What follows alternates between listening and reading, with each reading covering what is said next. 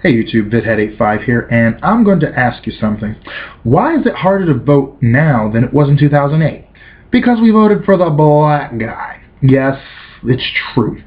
Take a look around the states, and you'll see how much harder it's becoming to vote now. Because a lot of people think that voting is a privilege. However, it is a right. It is a right of everyone who is over 18 years old to vote. Now, it used to be 21, but there were a lot of upheaval about we can get sent to die in the army at 18. Why can't we vote? So they brought it down to 18. So the question is, who's trying to tell us that voting is a privilege? Now, first of all, many people believe that all people should not be able to vote. Why? Because we, quote, don't know what's going on. We, quote, don't understand things.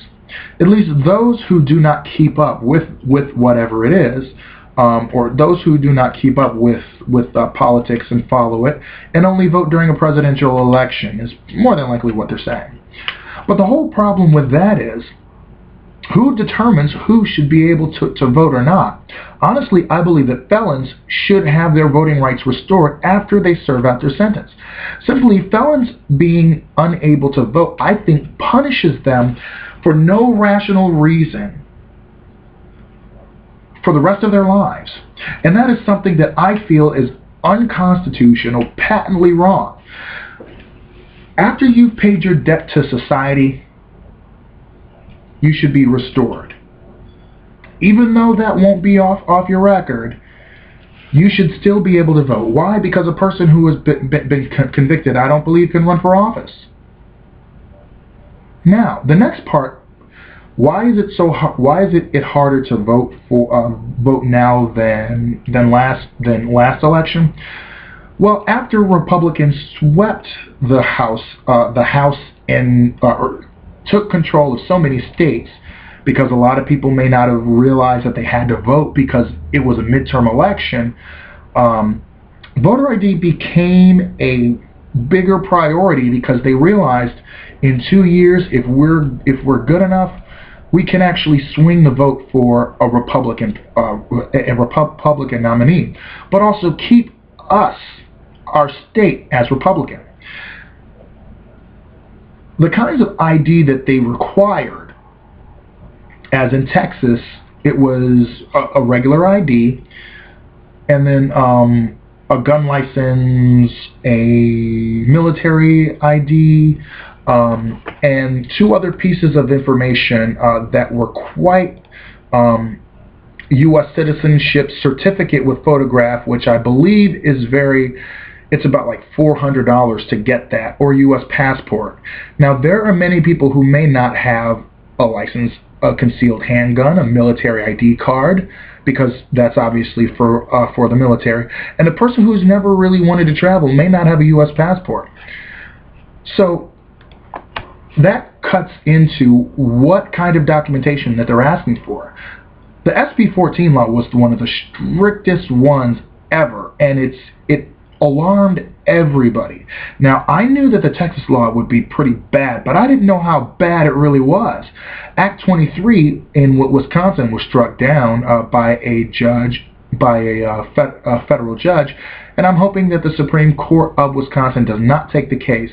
They won't take it prematurely, but I hope that they don't take the case and leave Niece's ruling there.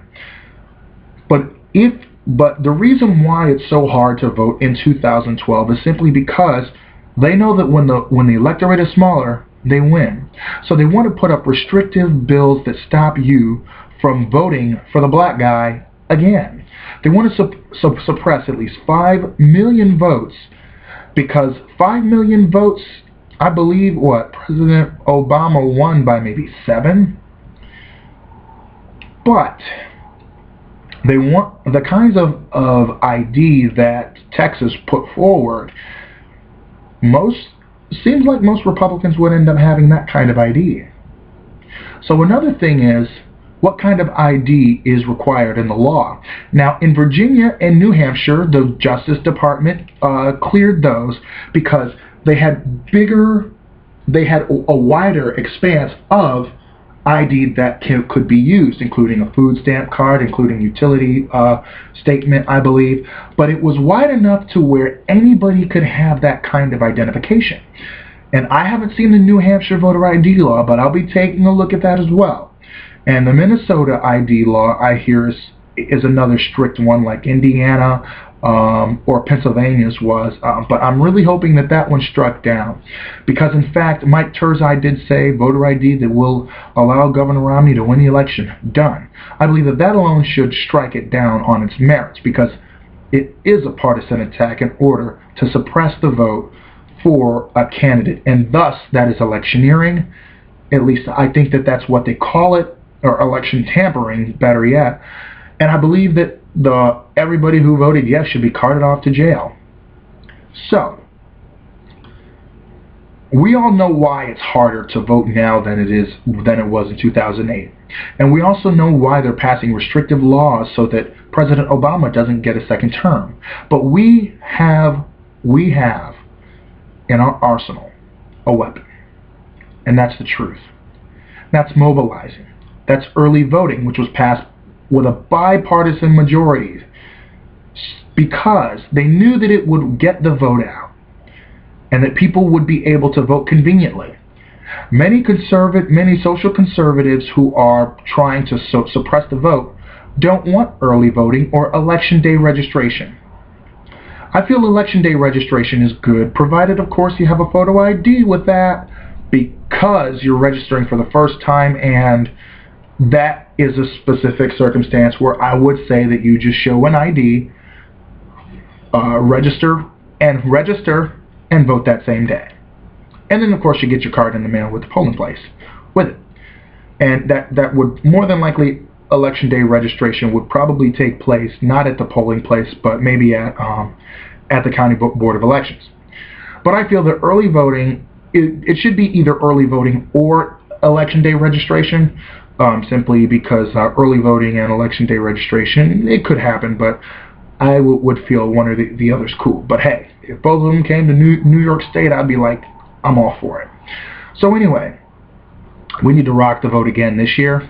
We need to rock the vote in 2014, because we have to elect a president, first we have a president to elect.